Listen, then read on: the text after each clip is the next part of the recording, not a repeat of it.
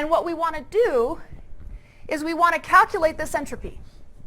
So how do we calculate this entropy? We do what we did before. We take minus sum of p log p.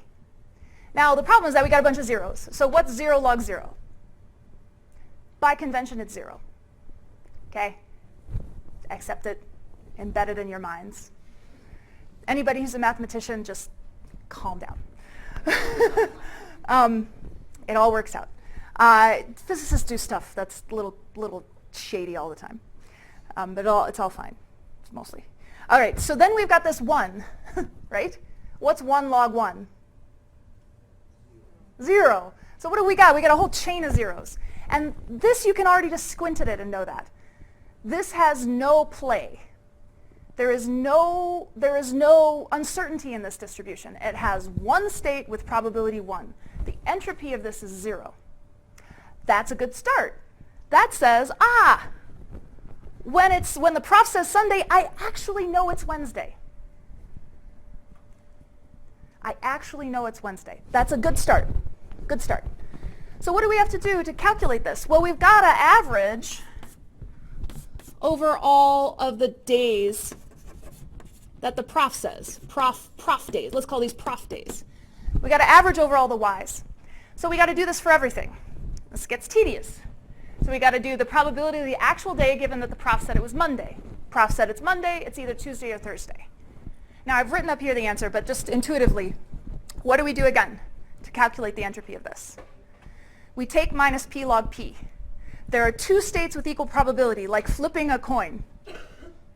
It's minus 2 times a half times log 2, log of a half. That's 2 times a half minus log of a half, log of 2, 1. Or we're in base 2, and there are two equally probable states, 1 bit. Similarly, for what if the prof says it's Tuesday, Monday, or Friday with equal probability, what's the entropy of this distribution? 1 bit. It's written up here. All together now, what's the entropy of this distribution? 1 bit. Why? 2 states, log base 2, equally probable. Good. When you calculate things like this, when these probabilities can vary, but there are only 2 states, that's called the binary entropy of a system. For neurons, it's really important if you only have 2 states, or if you're a chemical and it's like on or off, 2 states, and you might want to know how those are distributed. The max is at a half, and then it falls off around it. Binary entropy curve looks sort of very hilly. Okay. I can draw.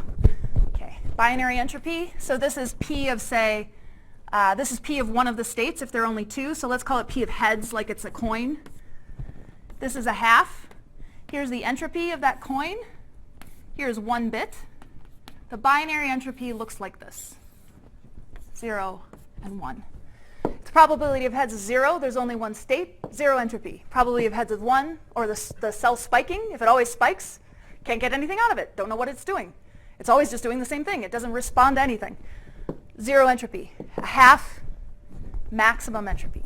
Okay, so we go through this whole rigmarole, right? P of the actual day given the prof said Thursday, Friday, Saturday. So now we have all of these entropies inside this average. And now we just need to take the average. So what do we need? We have all the elements. What's the other thing we need? Very good. We need the probability of what we have the entropy of the actual day is given the prof said it's Saturday, and now we need to know the probability that the prof says it's Saturday. We have to weight all these terms. Okay? So we've got the entropy of the days minus the entropy of the days given that the prof said Sunday times the probability that the prof says Sunday, so on and so forth. So we need this distribution. We need P of y back, where this is the jerky thing, again. All right? And we average all those together, and we get 1.95 bits. So 1.95 bits is way lower than 2.8 bits. It's even lower than S of y, which we said was like 2.6 bits. So parts of that correlation structure screwed things up a little more. We didn't get perfect. We didn't get the most we could get out. But that's what we can get out. We can basically get out about 2 bits of information. So we can distinguish about 4 days. Either knows it's the weekend, it's Wednesday, Tuesday, Thursday, Monday, Friday. Good, roughly speaking. Now we did this way by calculating conditionals and then averaging, knowing their weights and summing them up. We could also use the joint distribution. Here's the formula for the joint distribution. Again, if you're not familiar with this, prove to yourself that you can get between there, and we can do it on the board tomorrow if you get stuck. There's our joint distribution. If you can calculate this and fill in all these entries, given that it was Wednesday, you take a sample. It's Wednesday. The prof told me it was Saturday. I'll put a little 1 here and fill this in. You can also just take this joint distribution and sum it up. You still have to know the marginals. You have to know P of x and P of y. Okay? So that I have taken you through, and you'll get exactly the same answer because these equations are equivalent. You can prove that to yourself, and it's nice. Now, it turns out that you want to know how many samples do I need for this to be accurate. Ilya gave you a back-of-the-envelope calculation on that. I'm going to tell you again a heuristic. Count up the number of bins. Here it's 7 squared. And you need 10 times that. Now, in biology, you might not have 10 times that. That's a lot of data. It turns out you don't need quite 10 times the number of bins. You need 10 times the effective number of bins. The effective number of bins are the entropy of these variables. So if the prof really only says a couple of things, she only says Monday or Wednesday, she's going to have a max entropy of 1 bit. And if she doesn't distribute them evenly, it could be worse. So you'd need fewer samples because basically you're filling in fewer states on here. So you need something like 2 to the entropy instead of 2 to the 2 entropy instead of 2 to the n kind of thing, and 10 times. I'm ending the tutorial. So I am ending the tutorial. I will share with you the PDF of these slides, and if you have any questions, please come talk to me. I'm going to start the next lecture, and the first thing we're going to do is recap some of this stuff. So hold your questions for just a sec while I reset, or ask your questions as people filter in. But I'm going to take these slides off for now. Yeah, Hugo. That means that if I want to know for sure which day we are, yes. if I ask 2 times to my professor which day we are, yep. Eventually she's going to give me 2 different answers. And yes. I'm going to have 2 pieces of information. Do I have like 1.9? No, that's so the repeated measurement thing isn't going to help you here. You're just going to be sampling this joint distribution better, but you're not on any given day. She doesn't have a noise that lets you. She's sort of like the worst kind of variable you could be, because she just says one or the other with equal probability, so you don't gain anything by sampling it more. There's no day in the middle that it might be. Now that could be, and that could be useful strategy, but in this example, there's no fun to be had there. There's no gain to be had. I gain information if I ask one time which day we are, but then I'm sure I cannot gain more information. You can't gain more information. You could learn this mapping faster, though. You could get more by getting more samples. You could learn this faster, but you won't be able to beat down the noise in the prof this way. Yeah, that's all. Let's say you have some data and but you don't have enough data to visualize. Yeah. How would you build data? How would you build data? Bin the data. That's a beautiful question. So you're going to know, you sort of have a kind of a VC dimension kind of thing going on here. You've got a certain amount of data that'll tell you how many bins you can make. Say you have response states that are continuously varying things like the amount of chemical your cell makes or the number of spikes your cell spikes. You might not have enough data to resolve all the microscopic little states, but you might be able to say like low, medium, high. Okay? So what you would want to do is to bin your data so that you don't lose any of that power, so that you do something called adaptive binning. But you might not have enough data to even resolve at that. So say you had effectively seven different response states.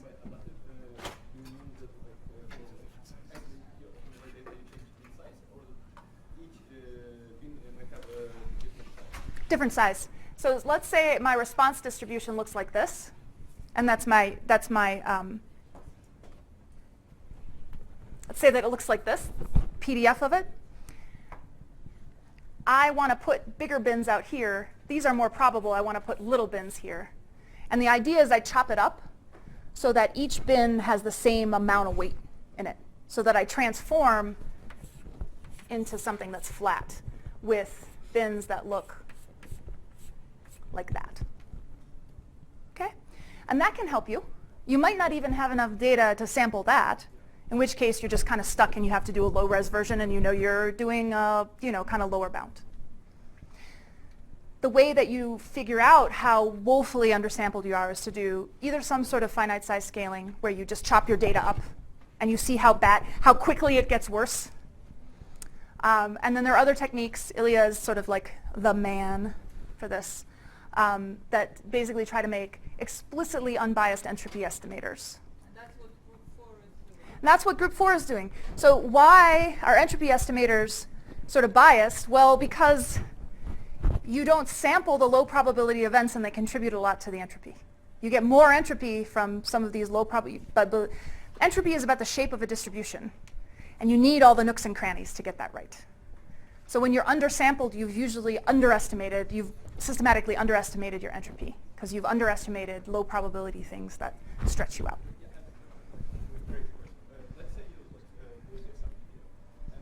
I built some video. Some PDFs. Yep, some PDFs. Yeah.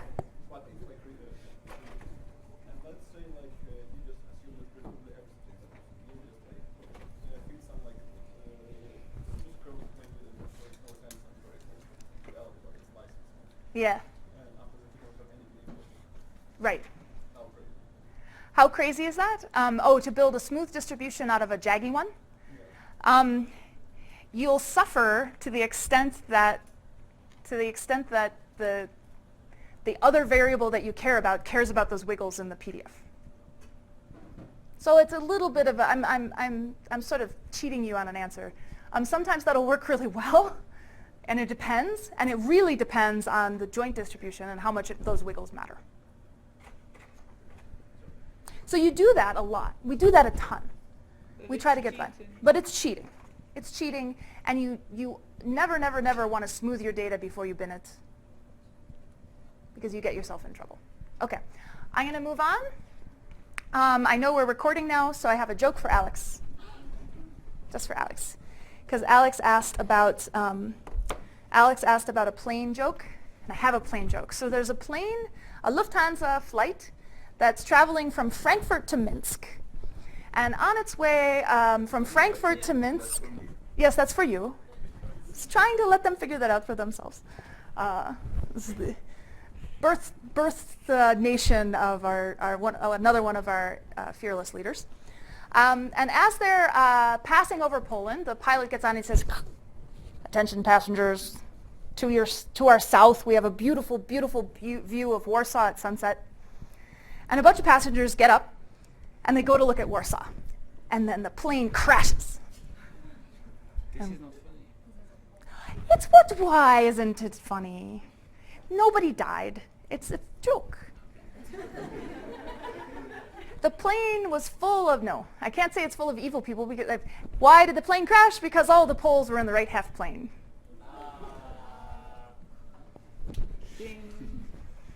Told you they were bad. I promise nothing except decaying joke quality. Okay, good. So, Does what people mean by Polish jokes? No, this is not. No, Polish jokes are. Yeah. No, fine. Thank you. All right. I wanted to recap a little bit from lecture 1 before we get started. I have you captive here for an hour and 20 minutes, so I'm going to try to use my time wisely. We have a lot to calculate at the board, so I'm going to try to be efficient.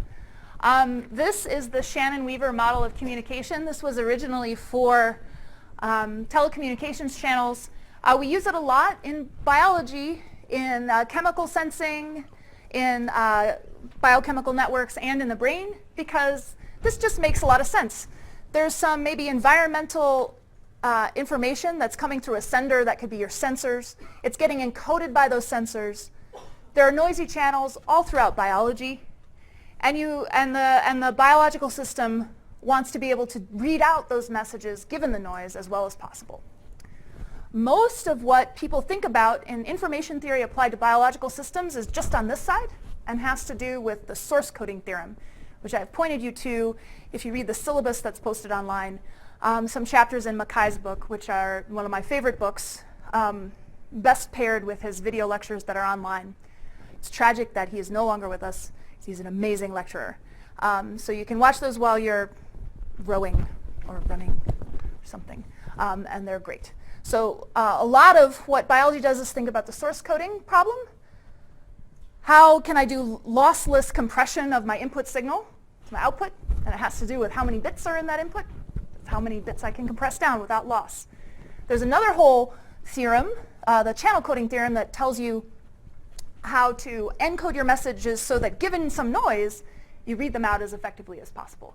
Both of these problems are really important in biology, and we're going to talk about a physics approach to this, how we think about constraints, how we think about optimization in this context. And we're going to try to dig into the details. So follow-up questions from last lecture. We had a good question. How many ATPs per spike? It's a lot. I didn't know this. 41,000. 41,000. Why? Mostly because it's all about the pumps that reset all of the chemical gradients. And they have to fight to put the potassium back in. And there's vesicle cycling, and that costs some ATP too. So just opening a channel and then just letting things flow down the hill, so to speak, doesn't cost you stuff, but resetting it does. Question about the squid giant axon. Indeed, it controls the pump that's used for jet propulsion, mostly in the escape that the squid do. So the squids look like this.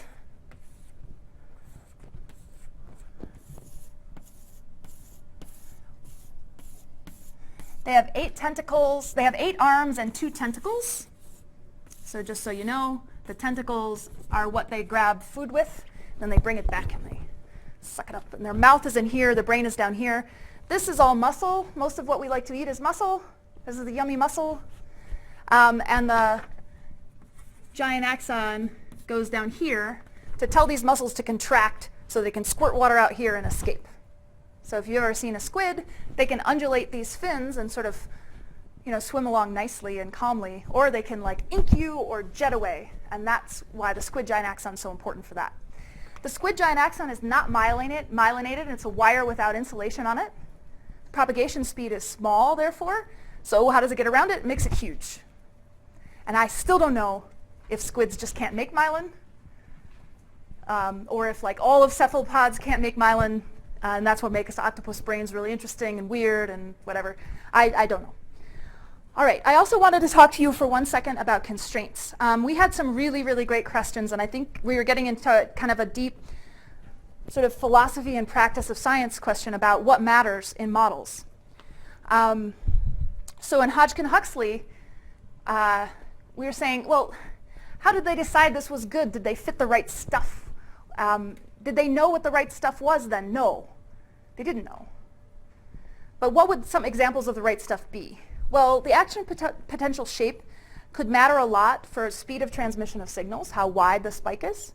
And you can use it to identify cells. And cells have different sort of action potential shapes. The Fitzhugh-Nagumo model, which was the one that was just the 2 variables, the voltage-like variable and the recovery variable, the V and W, why was it good? Why was it okay to throw stuff away? Well, it's okay to throw stuff away because what they were trying to model was something about the spike statistics. How many spikes are in a burst? What's the sort of range of neuronal behaviors you get from regular spiking to solitary spiking, to no baseline firing rate to a high baseline firing rate? Can we explain all that? Those are their metrics. So that's where I think some of what Mimi Cole was talking about last night comes in. She's basically saying, go learn from biologists, but also just learn from yourselves. What are the important constraints in a biological system? What are the things that you want to make important for your fitting? And that's sort of a theme of what we're going to talk about here. What matters? All right. Last question. I write stuff on the board. I typically have pre-written it out so I don't miss minus signs and crappy stuff like that. Do you want copies of these, or is this sufficient? How many want this as well? Fair enough. Fine. Okay, I will scan them in. They won't be the prettiest things ever, but I hear that if you go back to the video, this isn't always easy to read. Okay, good. Okie dokie. So recalling what we did last time, just for a second or two, we said that our measure of uncertainty went like the log of the number of states we had, and if we ran through and calculated, well, what if our different states have different probabilities, then we calculate an average uncertainty, and this is a minus p log p, and that looks a heck of a lot like entropy, so we call it entropy. I use S for entropy because I'm a physicist. If you're a computer scientist, what do you use? Who's CS person? H. Good. The hush fell over the room. You use H. Why don't we use H? Well, maybe because the physicists spend too much time talking to the chemists, and then they know about something called enthalpy or so, I don't know. And details. Fine. Okay, so that's entropy. That's our measure of uncertainty. We had some basic stuff that you should have under your fingertips. If it's not under your fingertips, just try going between the information that we're going to write down in a second, where it's written in terms of conditional entropies, and the one where it's written in terms of joint entropies. Once you can do that, you can basically do what you need to do here for manipulating equations with probabilities in them. These are some of the properties that we like about entropies. The entropy of A and B jointly is the entropy of A plus the entropy of B if and only if the joint distribution is the product distribution. So if and only if A and B are independent is that true. That's useful. Here's a chain rule for entropy. The entropy of A and B together is the entropy of A plus the entropy of B given A, and vice versa. It's symmetric. Good. Here's the thing where if you haven't done a lot of this stuff, try working it out for yourself. Information is a reduction in uncertainty. Entropy is our measure of uncertainty. When we observe this other variable B, we get that entropy reduced, and the amount of that reduction is the info. It can never be negative because it's bounded. You can't create information, can't create entropy by measuring something else. I don't suddenly I wonder what the weather is like outside, and I walk outside and suddenly I think, now I really wonder what the weather is like outside. It's, you just reduce. Okay. I mean, I'm sure we could cook up some pathological case where I walk out into a black hole and whatever. But let's not do that. Okay. So you can also write down the mutual information in this form. And this is nice because now we've got the ratio of two probability distributions, the joint distribution of A and B, and this, the product distribution, and these are only equal if and only if A and B are independent. So that gives you a kind of distance between the independent model and the joint model. And this is the analogy. This is where the Kullback-Leibler divergence, it shows you that the mutual information between two variables is a special case of a Kullback-Leibler divergence. Kullback-Leibler divergence is obviously not symmetric, though. The information is, in general. So there are also things like the Jensen-Shannon divergence and things that make things symmetric. Okay. We said this. This is just saying this again. Here's that Kullback-Leibler divergence. DKL is obviously not generally symmetric. For the special case of mutual information, it is. And mutual information is always positive. Again, just what we just talked about. So one of the things that we want to be able to do in neuroscience is to calculate the mutual information between some variable that has to do with our brain, like the response of a neuron, and another variable. And that could be a behavior, or the sensory world, or neurons firing in another part of the brain. So basically, we want to always be able to calculate the mutual information between our response and something else. And when the something else is our input stimulus, there's a very common way of calculating the mutual information between the response and the stimulus, and that's following this paper from Brenner and Bialik back in 2000. And so with Rob DeRuyter as well. So this is in that folder of papers I gave you. You can have a look at it. The result that they get is that the mutual information between a spike and a stimulus, given some assumptions that we're going to go over, looks like this integral, where you can see here the p log p, and this r of t we need to explain. That's the probability that a neuron spiked in a particular time window with some units on it. So if you are used to neuroscience, this is your firing rate as a function of time when you repeated a stimulus, so you got some samples of that. R bar is the mean over time of that variable. So what I want to do first today is just take you through this calculation explicitly because it will be helpful to you, particularly a group that is doing Project 10. And even if you're not doing Project 10, this is useful. So we said that the mutual information was the reduction in uncertainty you get in some variable by measuring something else. So let's set up the problem here. I'm going to write a 1D version of some stimulus. And it's going to go like that. So it doesn't have to be 1D, it could be higher D. I'm just giving you a trace that's supposed to show you the stimulus. It starts at some time t0 and ends at some time capital T. And maybe we've chopped up this time window into nt time bins of size delta t, so that t is equal to n t times delta t. Delta t is this little thing here. So that's a stimulus. And say that we play that to the neuron. Say if we have a retina in a dish, it could be the light signal we put on the photoreceptor layer. And we do it again and again and again. And so what we get on, say, trial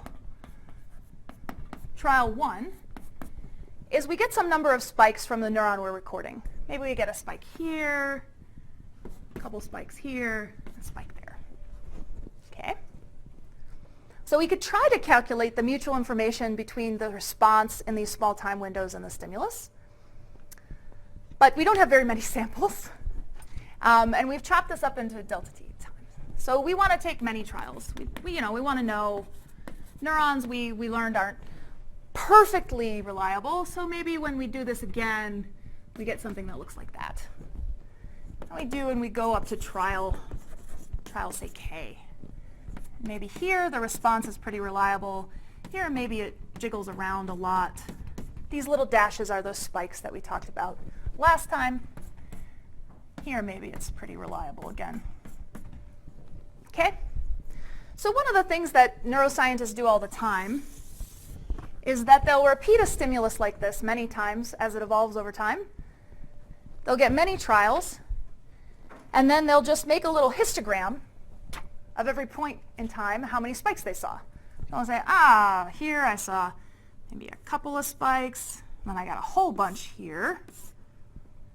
And here I got a whole bunch there, couple there, couple there. Here I got some. Okay? And they'll call this something that's really annoyingly over sort of acronymed. They call this the PSTH, which is a peristimulus time histogram. So relative to the stimulus, what are the times of my spikes? So we're not going to use this notation, but that's just there so you know it if you read a paper with it in it. We're going to call this the response of the neuron as a function of time, or its firing rate. How many spikes per second do you get in this little time bin as a function of time in the stimulus? So that's our R of t. Let me throw that up there so you can see it. Now, what people assume often when they do this is that whatever trace they made of the stimulus, just one second, they've been ergodic. They've sampled the states of that stimulus.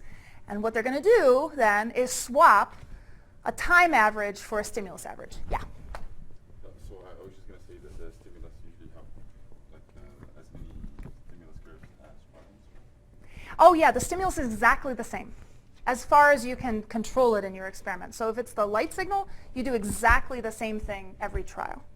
And what you're doing is you're repeating the stimulus and seeing how much the response of the neuron varies.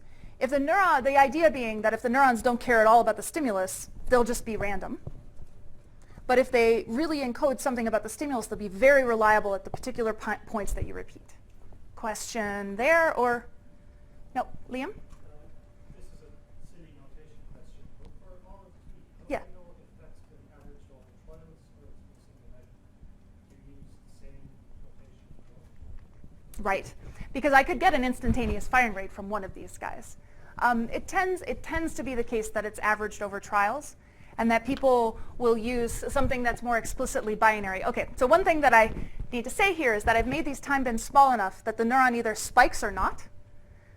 So it's a binary thing. And so I'll usually represent it as a sigma. And so that might be the symbol you use to say this is one trial. And I'll have some sigma of t, which is just a sum of delta functions at all the times that the neuron spiked. And then when I average this, I get this. Yeah. Yeah, I'm going to come back to that right now. Good, good. Okay, so say this time is long, much longer than the correlation time of the stimulus. Then I can sort of wave my hands and say, I've sampled the stimulus well in that time window. And so now instead of doing an explicit, sort of binning up the stimulus, which could be high dimensional, I'll just say I'm going to swap the stimulus average for a time average. Because in this long time window, I've explored around all the stimulus states. And that is a big assumption in that equation that may or may not be valid. But it is a thing that people do. Okay? So what we want to do, since stim starts with S, I hope you don't mind if I call it M as a message. Okay? I'm going to call this stimulus the message that the neurons are trying to encode, so that we don't have entropy of S, which is S of S. I'm going to call this the message. I'm called M of T. Okay. So now I'm just going to sketch the calculation that gets you from what we said about mutual information to that formula. Okay. So the mutual information between the message, time, and our response, the function of time, is equal to the entropy of the stimulus, the entropy of the messages, minus the entropy of the messages, given that I saw some spikes. Now, before I was careful, I can make this capital M, make this capital M, and this big R, to differentiate between examples in time and the whole ensemble. Okay. So what are we going to do? Well, we want to be able to calculate the entropy of the stimulus. Now, this is where it's important that we are swapping a stim average for a time average, because the stimulus could be high dimensional. This could be really hard to compute. We have to know what the features of the stimulus are and all that. But if we just sort of say, well, I've played a really long stimulus that samples that stimulus pretty well, then I'm just going to say, well, I'm going to swap this average over stim for an average over time. That's how we're getting there. Okay, but we definitely have to deal with this, conditional entropy. So let's write that out. Entropy of M given R. Let's just write it out in terms of the probabilities. That's a sum over Ri. Those are the response states we have. And we're going to be explicit about what those are in just a second. P of Ri. And then we've got the entropy in here, minus the sum of Mi, P of Mi given Ri, log base 2 of P of Mi given Ri. And I said in the tutorial, we usually use units in base 2, but it doesn't matter. Base 2, then you call them bits. We measure information in bits. Base 10, we call it DATs. Natural log base, we call it NATs. NATs or nits, dits or dats, bits. Okay. We do not use tats. We use tats? Base what is tats? But we don't use bats. That's for sure. Okay. So now we need the probability of the state of the stimulus, which we said is like the probability of time, given that we saw a spike. That could be like what times did the spikes fall at. But we could make this a little bit easier on ourselves. Instead of saying P of M given R, we could say P of R given M, and then I just need to multiply by P of M and divide by P of R. And the probability of response given the stim, if we're allowed to swap the time average for the stim average, this is just R of t. Because we're saying that at each point in time there's a stimulus that's on. And the probability of response given that stimulus is this R of t. That's why we swap this around. And here we used Bayes' obvious probability identity. Bayes' rule. Good. Yes? I'm not sure I get the swapping between the time average. Isn't it like a sort of algorithmic assumption? Indeed. Indeed. It is. You're assuming that you're ergodic, that you've explored the state space of the stimulus over that time. So if you know something about the correlation structure of your world that you're sampling, then you just want to make sure you're sort of several correlation times long. And then you just forget about bending the stimulus explicitly, you just do time. A lot of times people do this for, say, some natural stimuli, like a natural movie, and then it's a little dodgier. You're like, well, how did... You say, well, I showed a fish movie. This is relevant for group 10. I showed the fish movie to the retina. I showed a nice long fish movie. I think all the fish that are going to come in and out came in and out. And for that, but it's really for that movie, for that scene on that day, that was a good sample of that movie. But it doesn't say anything about how the brain responds to, you know, different fish movie or a movie of a tree blowing in the breeze. It's important to keep in mind these caveats and know what you're calculating, know what you can say and what you can't say. Yes? Tell me your name because I'm trying. You're Sam. Hi, Sam. I'm not sure if this is actually just the same question, but doesn't this also kind of assume that the response is kind of Markovian, like it doesn't really, if the stimulus is high, it doesn't matter if it was just low or if it was just high. You are hitting on something that is not the same question and is the second key assumption here. So it's an excellent question. We're going to treat we average over time, we're treating all those time bins independently. Absolutely. So you will find that these firing rates as a function of time for real neurons are pretty smooth. And we don't care a lick about how smooth they are. We'll get the exact same information if we scramble them all up and like high and high again or like spread out. So we'll talk about that in a sec. Well, we'll talk about that towards the end. All right. So all I've done so far is to write down the conditional entropy and to say that inside it, here's P of M given R, and I'd rather do P of R given M. It's up to you if that's useful to you or not. But since we're talking about responses as a function of time in neurons and we want to know where that equation came from, that's why I'm doing this here. Okay. So now we've got S of M given R. I'm going to plug this in here and here. And I want to take the difference. I want to take the difference between the entropy of the stimulus minus the entropy of the stimulus given response. So now I want to make some assumptions about how many response states we have. And I already told you what it was. How many response states do we have? 2. Very good. Not 1, 2. It's either spiking or not. We're going to take the time bin small enough that we either see one spike or no spikes. Practically speaking, if you're handling neural data, what that means, you're going to take a time bin small. You're going to take it small until like fewer than 1% of your bins have more than one spike in them. If you take it minuscule, all of your bins are going to be unfilled. Calculating a lot of stuff that, so you just run into, there's some sweet spot in the middle. If you take your time bins really large, you might have 2, 3, or 4 spikes in the bin, and then approximating your response states as 0 or 1 is a bad approximation. So heuristic rule, about 1% of your bins over full.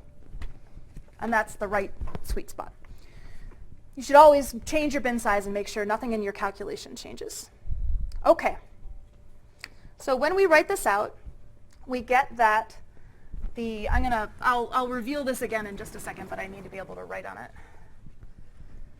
We get that the mutual information between messages and response is going to look something like minus the sum over the message states, which we're gonna get tricksy and swap that for a time average in just a second.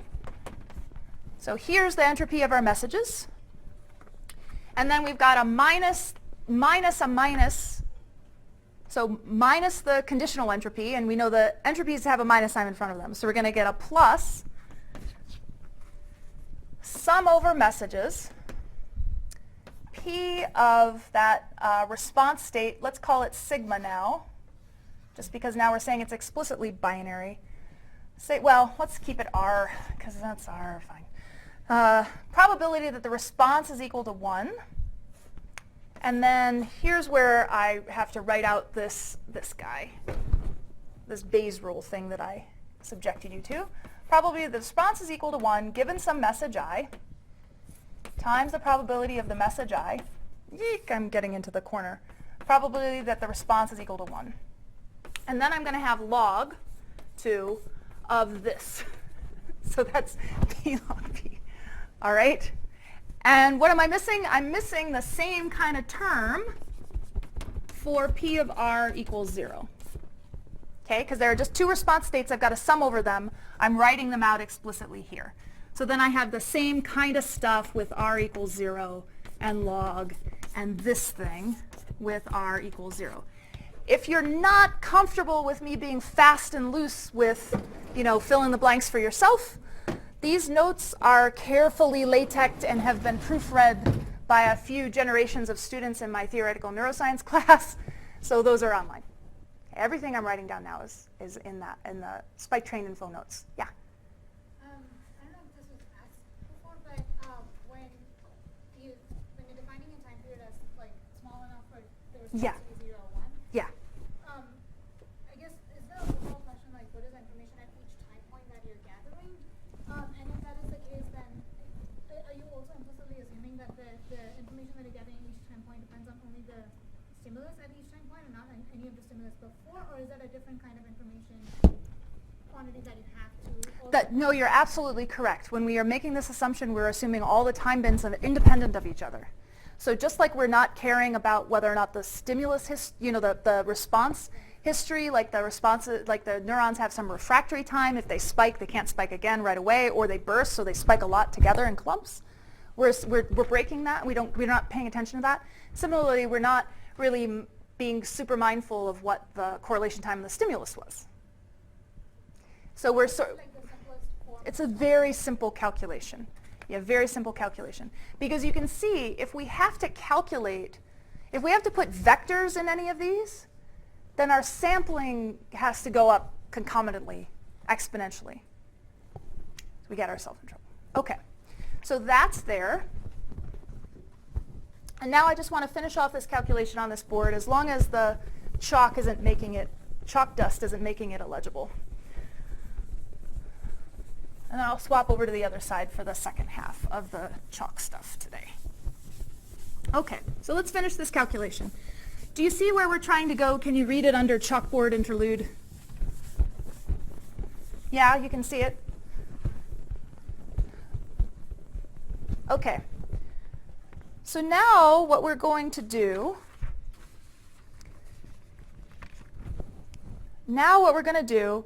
is just gather some of these terms together. So I want to gather everything that's got like a log P of M in it. And I'm also going to note that since I'm just binary, the probability that the response is 0 in any particular time bin or overall is just 1 minus P of R. Fair enough? Okay. Yes? So what's MI?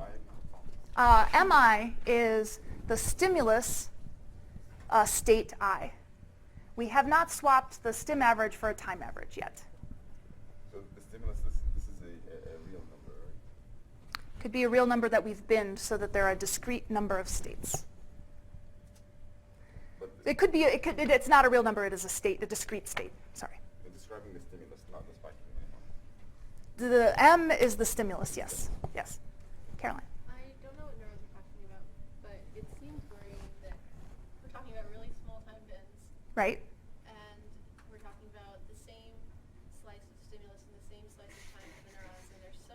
delays and all of this stuff. Oh, absolutely, absolutely. There's delays, and what we're doing right now is we're asking essentially, how much is the response of my neuron reliably modulated by the stimulus? And we don't care so much about why in that time bin you were modulated. So because we're swapping stim for time, the delay gets lost. So as long as if we do the same thing over and over and over again, it could be that when you're being really reliable firing here, it could be that you're responding to this, or it could be that you're responding to that. And since I've sort of ignored what the stimulus actually was here and there, I've just said it's time, we don't get to unfold that. So if we want to do the same kind of thing and ask about what time it is, then we have to make a stimulus where we do something funky, like we repeat the future without repeating the past. And then we can do stuff about delays. Or I have to stop this swapping stim average and time average nonsense, and I have to explicitly ask, what does this spike know about this state of the stimulus? But we can't do that if we've done this. Okay. So let's swap the stim average for the time average as well. So a stim average looks like this. It's a sum over the states of the stim times p of mi. And let's just say we're averaging some function. Okay? I'm just saying there's some arbitrary function. And what we're saying is that we're going to change this for a time average.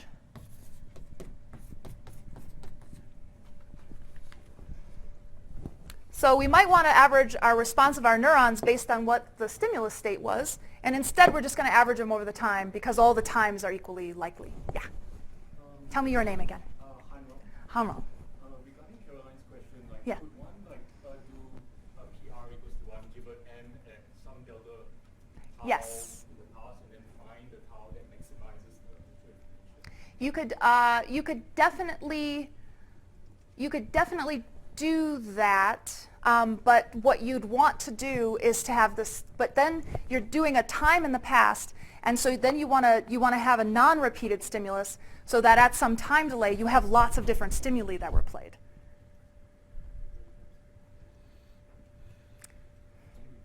Yeah.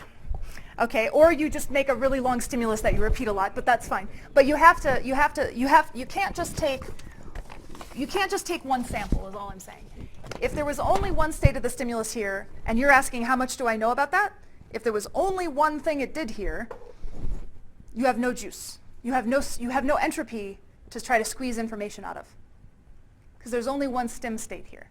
What you need is spikes were observed here, and there were lots of different stimuli here, and lots of different stimuli here, and lots of different stimuli here. And I need to ask, what's my mutual information between my response and the stimulus states at different delays? And that's exactly what is done in a paper that I wrote a few years back on predictive information in the retina. So if you want to look at that calculation, it's very straightforward. And all you have to do that is to have a long sort of stimulus, maybe that doesn't repeat, so that you get lots and lots of samples at lots of different lags. And you just look at all the times of your spikes and you say, oh, there's a spike here, what was the stimulus there? Oh, here's another spike, what was the stimulus there? And if you just have one repeat and it's not long enough, you don't have enough to do that. Now you can, absolutely, if this is a really long time window, t, which is not there anymore, but it was, if it's a really long time window, capital T, then you can also do that because there'll be a spike here and a stimulus value here, and a different, maybe, stimulus value here as well. Okay. I know that this is why I'm going through this, because I think if I just go tell you to read this paper and memorize this equation, you won't know all this stuff. And this is really important for you to be not just computational theoretical biologists who are calculating these things, but critical readers of the literature, including the stuff I write. I'm giving you the decoder ring for criticizing my papers too. Okay? Good. Okay, so we're going to swap the stim average for the time average. And here's what's going to happen.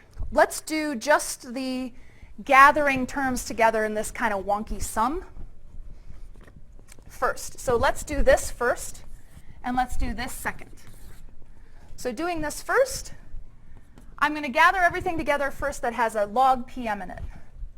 So I've got a minus m, and I've got a pm log pm, and then I've got stuff. I've got a 1. I've got a minus PR equals 1 given m. That comes from here. And I've got a minus 1 minus, and then I've got a 1 minus P of R equals 1 given m. This is my P of 0 that comes from this second term. There's a P of m in there. And this is my P R equals 1 that comes from here. And this is the term that comes from this. And I've just gathered them all together. And then I've got other stuff that doesn't go like log PM. I have sum over m, P of m, P of R equals 1 given m, log P of R equals 1 given m over P of R equals 1. So this is like my probability at a particular time, and this is like my average. P of R equals 1. And I've got a similar term here. I've got a plus 1 minus P of R equals 1 given m times the log P, 1 minus P R equals 1 given m over 1 minus P of R equals 1.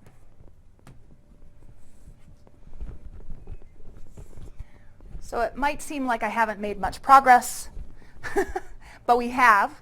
Why have we made progress? Well, first of all, 1 minus P of R equals 1 given m minus 1 plus P of R minus 1 equals 1 given m. What is this? 0, yay. We can get rid of this whole term. That makes me very happy. Okay. So now we're getting close. Now we've got an average of this quantity over the stimulus. See? Average of sum over PM. And then we've got probability that the response happened, log of the ratio between the probability of response given the stim or the average probability of the response independent of the stim. And the same for not spiking. This is for spiking and this is for not spiking, and they're the same. Just swapping 1 minus P of R equals 1 for P of R equals 1. So already we're getting close to that thing over there. Now I'm going to do 2. I'm going to swap this stim average for a time average. Okay? So I'm going to say that P of R equals 1 given m is equal to m at time ti is going to be equal to r at ti. Probability that r equals 1, this is going to be like my firing rate. I'm going to maybe make it a capital R because it's averaged over trials times delta t. This was like this binary variable, which I said I promised I would call sigma, and then I didn't. And this is like the average over trials. So I promised you that I would make this clear, and then I didn't. Was that the problem? No, no. Oh, okay. Okay. Sorry. I got lost in that term that you just covered. Yeah. Where did that multiplicative bit come from? Where did this term come from? No, the multiplicative bit. This term? Yeah, that's 0. The 0. So here's the 1. Got one of those. Then I've got a log of P of R given m, P of m over P of R 1. Got a log of that. Remember, the log of a product is the sum of the logs. So I split this out. Sure, but like you have like this, the entropy term, which is the P Yep. of mi log of PMI. Yep, Right. that's the 1. That's here. Ah, okay. And then I have other stuff that's more complicated dependence. And there were factors of P of m log Yep. P of m. Okay, Yep. got it. Yep. Okay. Yep. And I grabbed them all together. I did this fast. Okay. Otherwise, I could give you like 15 minutes to try to do this yourself, and then we could work through it. I've written it all out in LaTeX notes. I highly recommend you just work through this, and it's step by step there.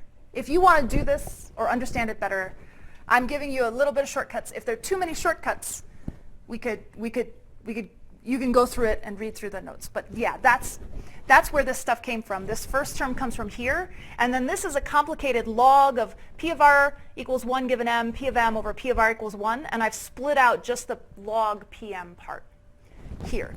The rest of it I put here. Okay? I'm basically trusting, as Hopfield has famously said, that algebra is best done in private between consenting adults. So I'm doing some of it in front of you, but I'm trusting that you'll not want to skip steps and you'll go do it yourself. Okay. So this as our response is just 1 or 0. When I take the trial average, it becomes a continuous variable. It's the average number of spikes I saw in that bin, and I'm going to call that instantaneous firing rate, probability of spiking per unit time times delta t. Okay, it's just the way that neuroscientists write these things down. If you'd like to just think of it as P of R equals 1 at that time, fine. Okay. So what we have now is something that goes like this. We have the mutual information between the message and R that goes like, instead of having the sum over P of M, we now have a 1 over the number of time bins times the sum over each of those. We're going to call them T of I. Then we have R of Ti times delta T log R of Ti over R bar, where we've averaged over time. That's for the probability of spiking. That's that first term. Then we also have plus in here 1 minus R of Ti, because that's the probability that we don't spike, times delta T, log of 1 minus capital R Ti over 1 minus R bar. These are the things that are in the log.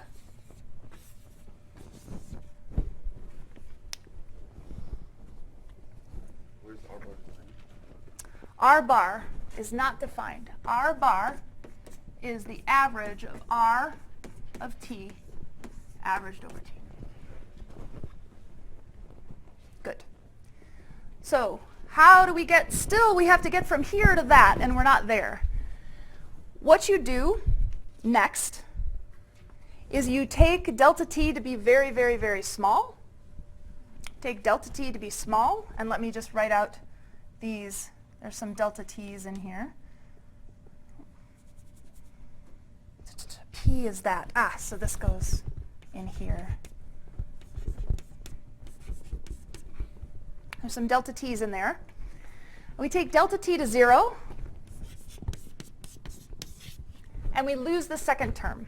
What that means is we take time bins small, our neurons tend to fire sparsely, and the zeros are uninformative. Yes?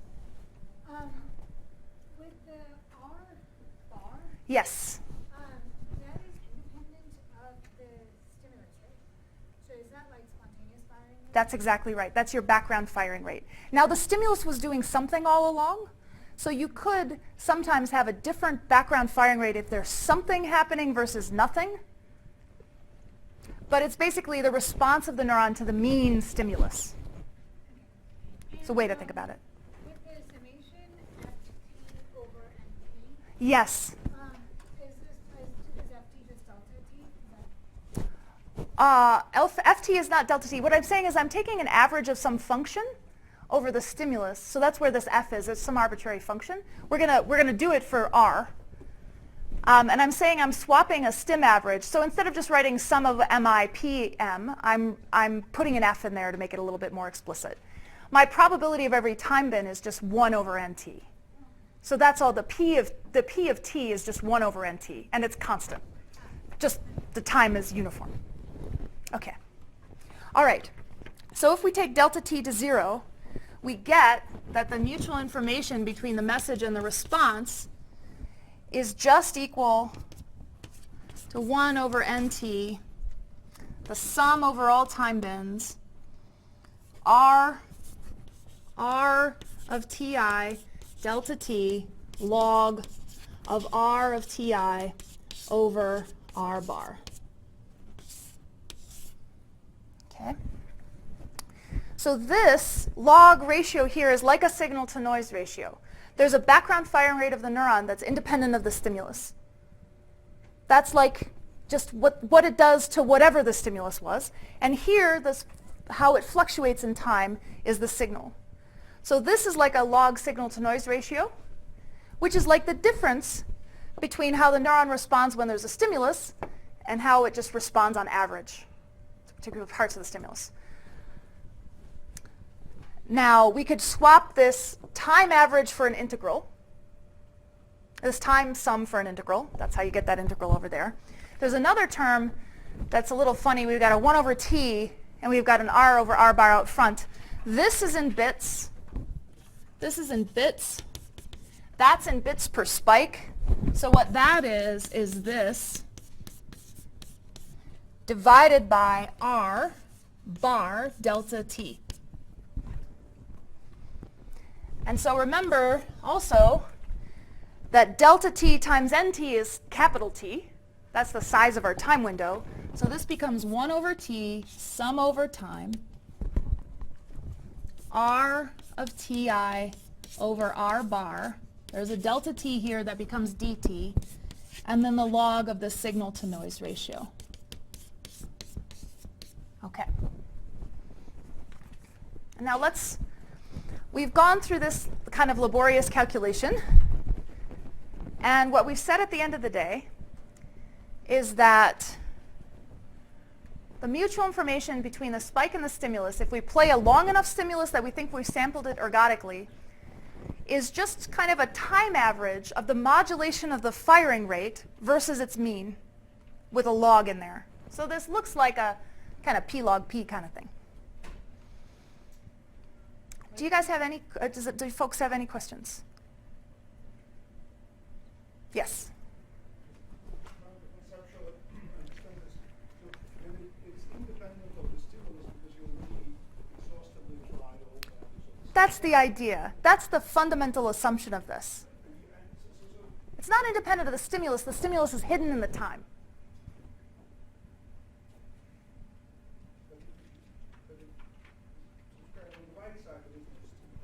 The stimulus is hidden in the time. We're saying that we played the stimulus over and over exactly the same, and we played it long enough that we swapped the stim, explicit like stim value average for the time average. If I take the stimulus, I have a recording of the stimulus and I do the slope position so I reverse that. Yep. The answer should change. It probably will, but it should not in this assumption. Right. Right. That's right. That's right. We've said that we've sampled, as we sampled through time, we sampled each stimulus state with the same probability as P of S, as P of stim.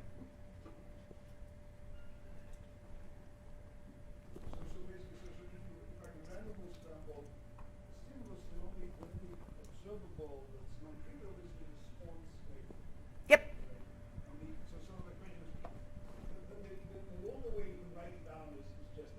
That's right. That's the only thing you can put there. Oh, absolutely. Mm-hmm.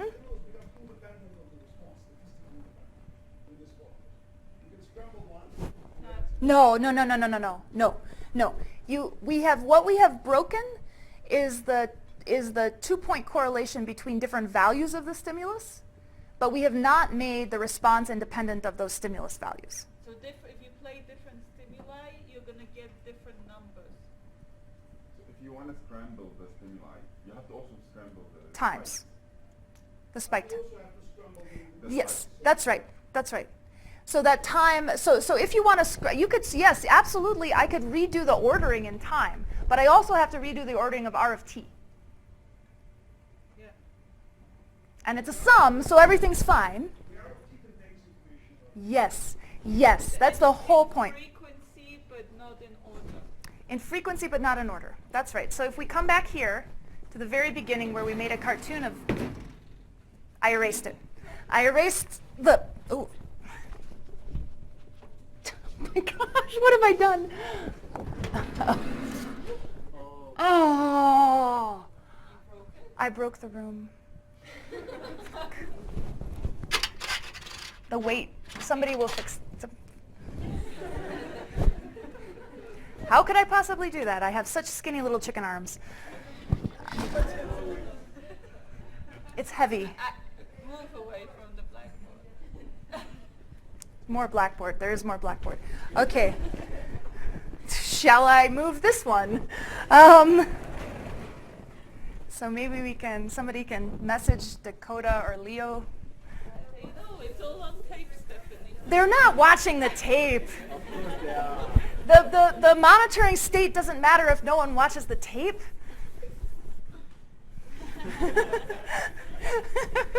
Okay, so here, let me draw this out a little bit more explicitly. What we said is that there's some stimulus that goes along like this, right? And all we say is that there's some distribution of stimulus values. Here they're like 1D. So this is the m as a function of time. And if you know it's really just this 1D thing, then there's some distribution. And I said I sampled that really well. That's all I'm asserting, that over time I've sampled it really well. And in response to that, my neuron as a function of time, let's say it really likes that stimulus value right there. Okay? This value here, here, here, here, here, here, here, here. Maybe that's just off. Ah, fine, we'll circle it because it looks like it's there. All right? If my neuron really likes that, hey, maybe there's a delay. Avnish asked about delay, right? What? Oh, Caroline asked about delay. Very good. Okay. So say there's some delay. Maybe my neuron goes, ah, yes, spiking there, spiking there, spiking there, spiking there, spiking there, spiking there, spiking there, spiking there, spiking there. I would have if I wanted to scramble this in time, I could, but when I moved the stim, I'd be moving the response as well. And what I'm measuring is how much my neuron's firing rate is modulated in time above baseline. Now this would be a dumb thing to do because basically my neuron is saying, I like kittens over and over and over again. For example, if this is a movie and there's like kittens come in at all those points. Okay?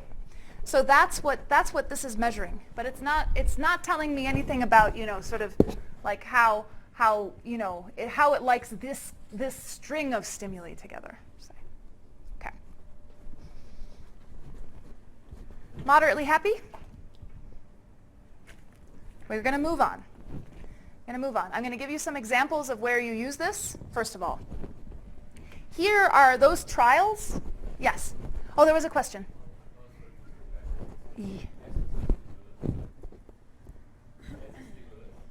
Yes, this is supposed to be this. I had a similar question. So what if like you're doing a new recording for neurons that you know are, I mean, let's say it's in a different angle, definitely nothing.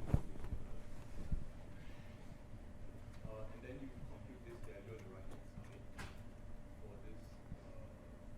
There's no S on the right hand side. That's a problem. Yeah, you get something non-zero even though you should get information. No. So here it's the mutual information between an isolated spike, so not string of spikes, just a spike or not in the bin, and the stimulus, and we've swapped the stimulus average for the time average. So the stimulus is in here in the time. You play the if you want. Stimulus is a visual stimulus. Yes. Recording auditory neuron. You will get no information because you will not have a modulated RFT. If you play a visual stimulus and you record an auditory neuron and you repeat the visual stimulus, you repeat it many times, you'll get R bar over R bar. Unless your auditory neuron is modulated by your visual stimulus. How could that happen? You could have failed to control your stimulus properly. You could have had your visual stimulus be something that makes noise. Right? But if it really doesn't care about it, you'll just have random background firing that will not give you any peaks in RFT, you'll have something flat, and you'll have an R bar over R bar, 1. And 1 log 1 is 0. Yeah. You need to do many trials to do this. Yes. Yes.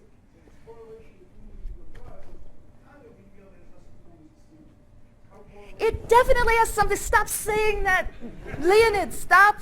You will make somebody in this room remember that as a thing, and it is not correct. It has everything to do with the stimulus. If I don't have the stimulus, none of this makes any sense. If I play a stimulus that the neuron doesn't care about, it's going to give me random fluctuations. I'll get a flat RFT that is equal to the background, and nothing will matter. The stimulus is paramount here. But it's not in the formula. The only way the stimulus is in the correlation between the trials. Yes, because I repeat the stimulus over and over again. The actual shape of the stimulus No, yeah, that's is not part of it. Just the correlation between the trials. The trials are the same. If the trials have to be exactly the same as far as you can control it. What you mean by the shape of the stimulus is you mean there could very, very well be information that has to do with multiple time point correlations in the stimulus, and we are not calculating that. If that's what you mean by shape, the temporal correlation in the stimulus and how that affects the response, you can make that explicit, but we are just taking single time bits here. I'm going to cut off faculty in a minute. Yes. No, I'm not cutting you off. Just finish your sentence. I might cut you off, though. Exactly. How much is your firing rate modulated by the stimulus? Does it go up and down really reliably? If it doesn't go up and down reliably, that modulation against the mean will be less. And I'm measuring how much I'm modulated up and down relative to my mean on a log scale. That's where my information comes from. That's, and then Armita. Or do you want to add to that right now? Do you want to cut off Vasil or not? Vasil. Okay. Okay. But then one may ask why do you need to just for T minus average R, right? If there's any correlation, then R of T is different from like mean R. Right? This tells you, yeah, this is a measure of how much different. That's what I'm saying about and what I'm saying is that the form of that comparison matters. To make it an information calculation, it's a log. Think of this as our R bar. That's uncertainty about what R will do at any particular time, what our response will be. And how is that reduced? It's reduced by RFT modulating itself very strongly up and down. So this ratio with the log in front is because it's an info calculation. What do you want? Why this measure is better than like just like pure difference. You can make like a binary measure, RT minus R, and it will tell you like where it's going. Yep. And then you can compare like those absolute differences. Yep. But Yep. apparently like this measure is much better. This measure is just standardized. You can do it. You can compare it across different kinds of neurons for different stimuli. A bit has meaning now. I've basically scaled my difference in a way that makes sense, and I can also ask now, how much information does another neuron tell me? Should they add or not? And other metrics that you use won't have anything nice about how those things should add, synergy, redundancy, all that stuff. So that's built into this particular way of comparing R of T to R bar. Armita, I hope not a long question.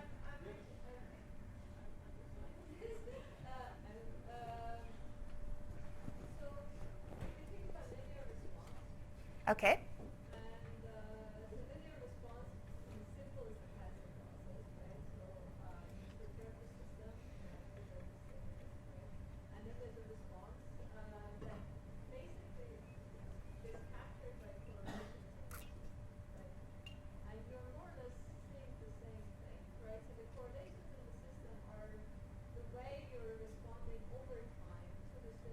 Yes.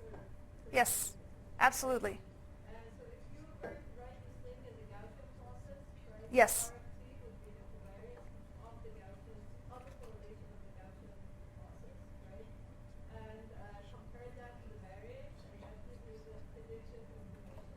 Yes. Yes. It's completely compatible with this. The power of this is when you go beyond, when you get to the next parts where you say, okay, this is RFT for one neuron. What about the response states of many neurons? How do I add this up? What about a string of things in time? What about strings of stimuli in time? This is the basic starting point, and it does relate to linear response theory and stuff like that. We're just trying to get through a clean calculation, and hopefully it makes sense. Avnish.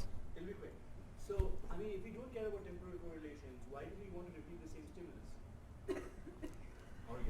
stimulus? We have to be able to average over the stimulus. As long as you record what the y-axis point was, and then you record when it's happening, then that's all you care about. So the reason I want to do that, the reason I've decided to repeat the stimulus, the reason, so in my own work, we don't repeat the stimulus sometimes because we enumerate the states of the stimulus. This is a way to get around that. I play a natural movie. I don't know how to enumerate that high-dimensional thing. I just try to rely on the fact that I've played the same. Here, let me show you the next slide. Let me show. What else do you, I mean, what else do you want to do? You have 20 minutes. I'm not going to do much else. No, don't. You want to break another board? Listen, Alex. Don't risk losing me the last 2 days. So here is something that I can't necessarily quantify I don't know the best way to quantify what the stimulus states are as a function of time are, because what's happening across this 500 milliseconds is a zebra finch is singing its own song. Okay? Yes. Zebra finches are not bred for their song. So beautiful canary song, blah. Zebra finches are bred for their feathering, and they're from the deserts of Australia, so they breed really well. If you just spray them with water, they're really happy, and they do whatever you want. So they can survive in captivity. They're very robust for that. And their songs are ugly. Their songs sound like, it's awful. And that's accurate. That will make other zebra finches sing to you. And so what's happening here over this 500 milliseconds is this male bird is singing to a female. Okay? We don't know what she cares about. We're learning that as a birdsong community. But we don't know really back here when these data were recorded what she cares about. So what we did is my colleague Mimi Cow was able to record this neuron and this part of the brain for, an awake behaving singing bird for more than 50 trials while he sang to a female. Interleaved in that, she had the same neuron while he was practicing by himself. So he would to the female, and then he would be like, forget it, Alex. And he'd go,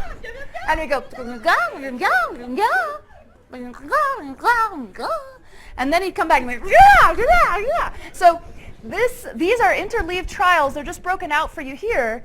You can see the sort of heroism of this experiment. You've held this neuron for like the better part of an hour while the bird is jumping around and tail flicking and trying his darndest, and then practicing by himself. So she pulls the female out, takes the female away, practices by himself. And so what this whole analysis was about is what changes between singing to a female and not in these single neurons. And yes, we could just look at single spike timing and say, okay, this PSTH, this is the average over time. Look, it's nice and peaked. It's really modulated. You can sort of see the spikes lining up. And here, this looks like a mess, right? And if you calculate using that R log R thing we just saw, the correlation between how much it's modulated over time, in that units of log RT over R bar, you see there's much less information here. But it turns out that there's just a different code. The bird is using a code for song, but since he's practicing by himself, he's modulating things. He's practicing, he's changing, he's riffing, and then he'll come back and do rock solid the same thing. This opened up plastic brain state has all this bursting. And if you dig into it really carefully, you find that there are things that are really locked. If you just look at single spikes across all spikes, you don't see much modulation over the baseline as a function of time and song. But if you look at when he does this burst with a 0, 1, 0, 1, 0, you get some nice sharp peaks. or 0, 1, 1, or 0, 1, 0, 0, 1, 1. You get a sharp peak in a different spot. The temporal sequence matters and does align with song. So that can be useful. That's the lesson there. And that is something that you don't get from linear, you can get it from linear response theory if you manage to guess what the symbol is and then just plot that. But to figure out what that is, we had to dig in. And here, these are all examples of like, this is three spikes in a little short window. But depending on how they're organized, they either signal one particular part of a song reliably or different ones. And that was really helpful because what it said is that something that looked like it was just noise actually had a lot of structure and makes sense if you know that the way that the bird actually modulates and changes its song during practice is to send bursts downstream to induce plasticity. So what it does first is it tries out different stuff, riffs on it, and it can put that back. So there's information in that noisy looking bursty spike train. But you have to know how to fish it out. So that's what I wanted to tell you. That, yes, this R log R stuff is really simple. It's really simple. It's just a signal to noise ratio kind of, it's a way of calculating how this is modulated in time by the bird, say something complicated. If we can actually enumerate the states of the stimulus, that might be a better thing to do. But here we don't have that luxury because we don't know what matters. I wonder about one possible dimension, the sense of issue, and every recording, this delay. The delay is stochastic. Delay, you mean the delay in the neuron? Exactly. We have the same train, but somehow it starts a little bit. Yep. That's absolutely, absolutely. So that is super important, especially in these motor things. So something that's under the hood here is that birds sing a little bit different every time. So he starts, and he goes, yes, this is all linear. Yes, this is all linearly warped so that the syllables align. Now, if the brain just does something that's variable in time, and we play the same movie to it over and over again, we're kind of hosed for uncovering that unless we try to measure that delay more explicitly. Yeah, you could try to do best alignment, but I mean, our notion is not that the brain, what I'm saying is it's important for backing out motor plans, but if it's a sensory thing, we have the basic underlying assumption that that brains tend to try to process everything on the same time scale with the same delays so that your downstream decoder knows what's going on too. And that delay decoding comes in when you're trying to talk about when a brain decides to make a behavior. And then you need to know, well, what time is 0 again? But for early sensory stuff, we assume that we get to set time. But then once you get away from the periphery, then you're exactly right. We have to figure out how to infer what the brain set as time. So, well, we've gotten I've gotten all agitated. No, not in a good way. We've gotten into the grit of this. I hope I've convinced you that this is a simple calculation. What I wanted to tell you about in lecture 2 was about maximum entropy and efficient coding in single neurons. And I think in the interest of not exhausting everybody, I'm not going to start this. I'm going to tell you where we're going, and then we'll pick this up tomorrow morning. So you get me tomorrow morning. Okay, you want to go back to this? Which one? This thing?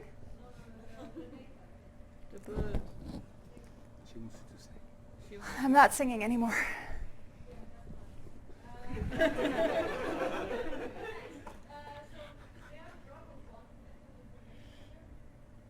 What's that now? Speak up, and we really can't hear you. We cannot hear anything what you're saying. Yes. Right.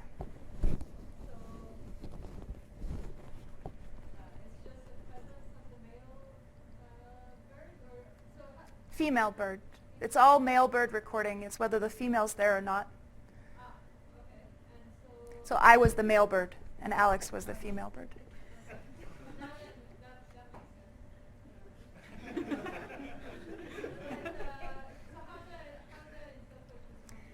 So there's a couple of things. One of the reasons I went through this laborious calculation was to show you the info quantity that's actually in bits. And then when you divide by R bar again, you're in bits per spike, and that doesn't range between 0 and 1. So that's why you can have things that are greater than 1 here. So first of all, that's why. So when you ask, is this drop just the presence or absence of the female? No. No. What I'm not showing you here is the next plot, which shows that the information is about equal if I consider temporal patterns and not just isolated single spikes. So yes, you could. We're back to this whole thing that we spent half an hour discussing. No. Let me finish. So the point here is you're saying, is this song? Is this how regular song is? Plus the female. Of course, this is the female, and this is not the female. And is it one bit? No, I wouldn't say that there's like a, we can sort of reliably decode whether we could of course look at these spike trains and know if the female was there or not. So what do you want to know about the neurons though?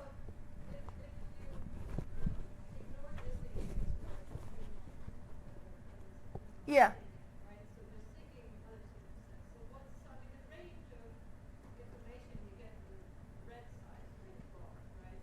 Yep. Yep.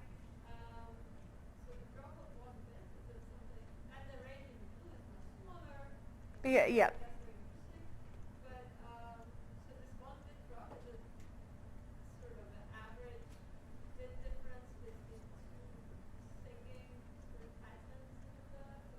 No. So the thing that I'm trying to harp on here is that when we did this calculation, we made the assumption that the spikes were independent of each other, and that had a flaw, that timing actually matters in this system. And when we add that back in, we wouldn't get these things dropping 1 bit, we'd get them almost equal. Because the temporal patterns carry information. And that's what all of these PSTHs were about, because they were about temporal sequences. So instead of just looking at all spikes and they're all independent of each other and having one PSTH that looks kind of mushy, if we look at the ones where it goes 0, 1, 0, 1, 0, we get peaks. And there are labels on all of those different temporal sequences. So I think what you're trying to say is, what do I understand this drop to mean physiologically to the bird? The important physiological cue to the bird, okay, for what's happening downstream of this brain area is that there are bursts, and there aren't bursts here. It's a simpler, like, lower level thing. Because these bursts are an open up plasticity in the brain for that bird. And what we're trying to find out, not as the bird, but as sort of neuroscientists, is what do these bursts code for? Are they just noise? Or do they code for particular parts of song? Is the bird trying, perhaps, to modify that part of song? And that's what digging into this lets us see. So a lot of people thought, well, look, there's an information drop. These are just noisier songs. They're noisier neurons. He tries harder. So the usual, like, sort of birdsongy interpretation of all this is he strains himself up and does a more regular thing when he's performing for the female. And over here, he's loose. But over here, he's also opening up a gate to change his song. So it could be that it's just loose and you just explore around. Or it could be that there's targeted exploration of that space. And what this has shown is that even though here it looks like it might just be noise, like this is just practice's fumbles, we actually found that practice looks like sort of more stereotyped exploration at particular points of song by particular patterns in the brain. So that's me trying to layer on what I think the right way to interpret these data are from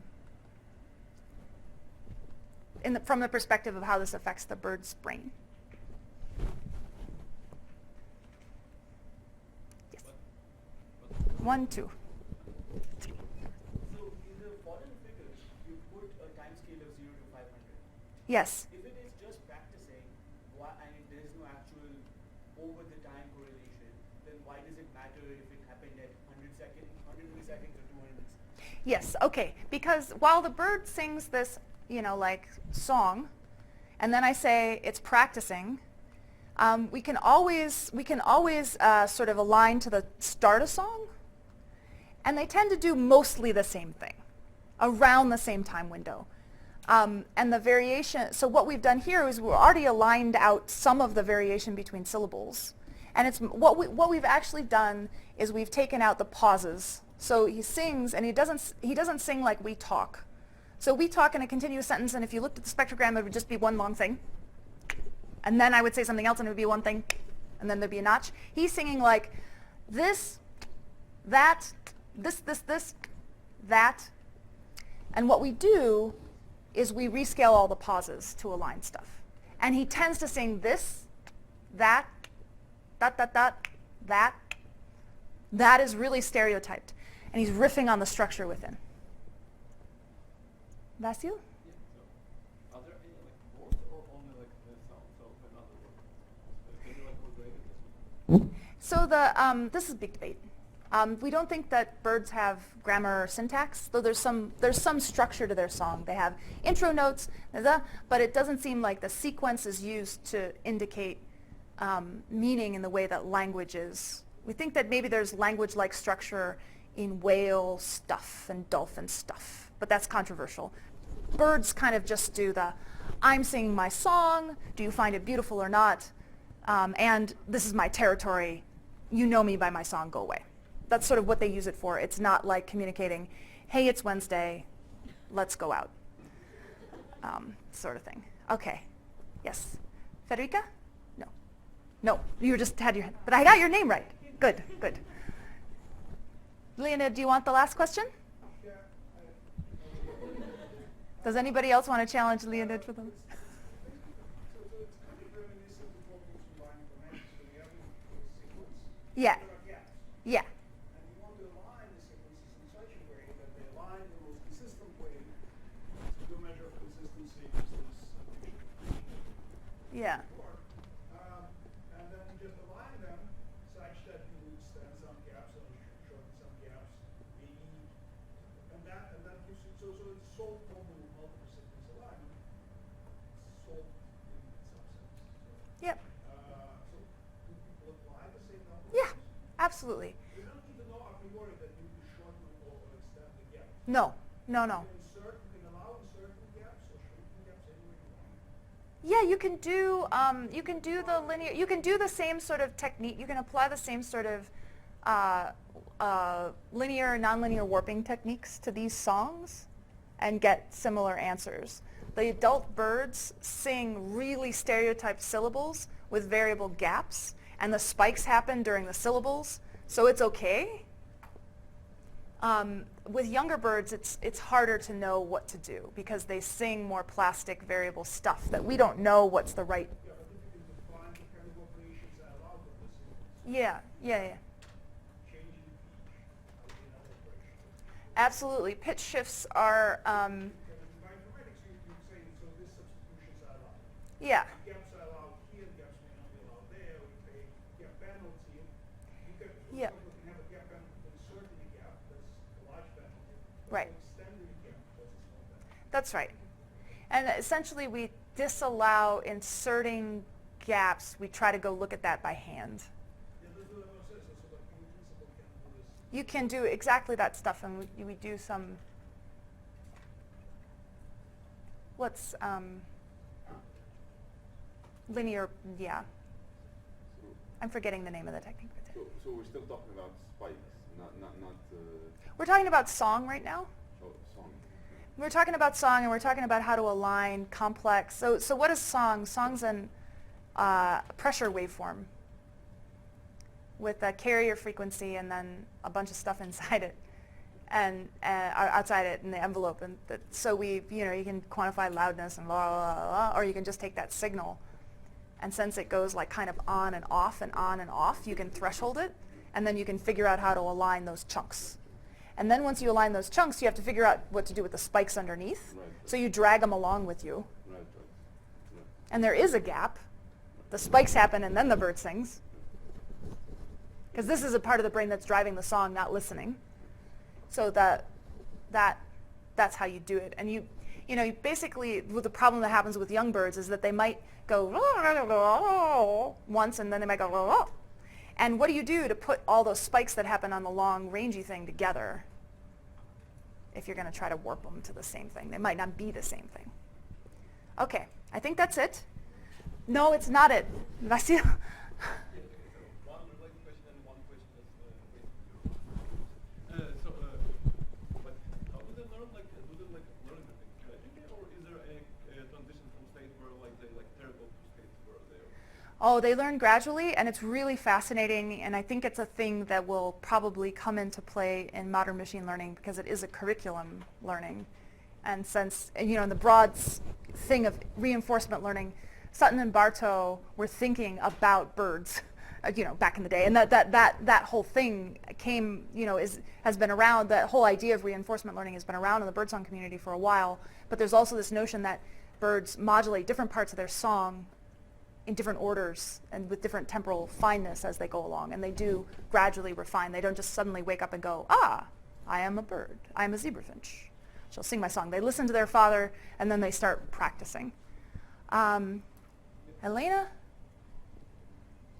have two questions actually. Okay. Are there gaps between the song syllables Yes. important and have information in them? No, as far as we know. Now, they certainly do for the female, and that's a whole line of research because the regularity of the song includes like how regular the pauses are, but it seems like the regularity of the length of the syllable is more important to the female than the length of the pauses. There tends to be not a lot of spiking in the pauses, which is why I'm saying, no, there's not that much info, because there's just not that much signal in the brain. They really are silent. And second question? Second question was, did you do the recording of the female into this study? They tend not to sing. They don't. So first of all, females don't sing. Females do tail flicks and other stuff to say, I liked that. But they don't typically call while the male is singing. So they don't interrupt him. So he'll be singing blah, blah, blah, and they'll just like flick or, ding. But they don't go, da. Armita. And Vasil and Armita, and then that's it. Then we take it maybe online. I have a few announced. Okay. Vasil, Armita, and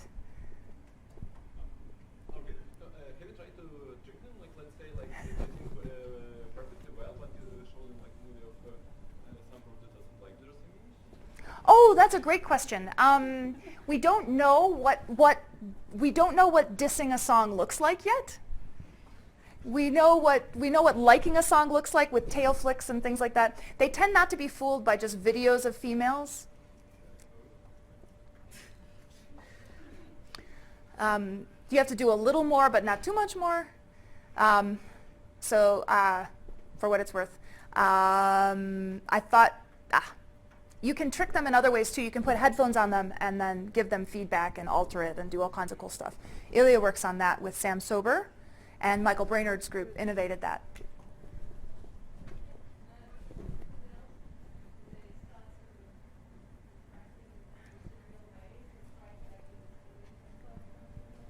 No, they sort of sing the song they grew up with. They have these are zebra finches. They're very simple. They have one song that they learn. They're not open learners. They learn it from a tutor who's usually their father bird, and that's it. So what's the diversity of song? The diversity of song is a very good question. A lot of birdsong labs are now swapping birds because they don't have enough diversity in their colony.